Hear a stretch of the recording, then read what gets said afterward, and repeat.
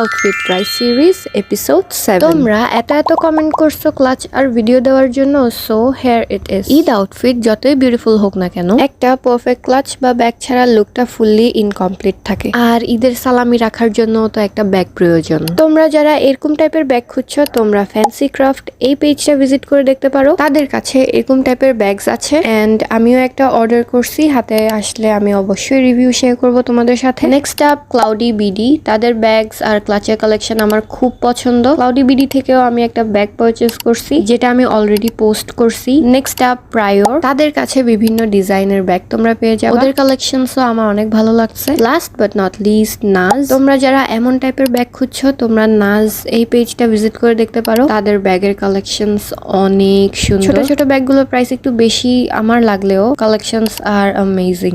আর তোমরা কমেন্টে বলো তোমাদের ঈদের ব্যাগ কিনা হয়েছে নাকি না। আর নেক্সট ভিডিওতে কি আমি আমার আউটফিট রিভিল করব।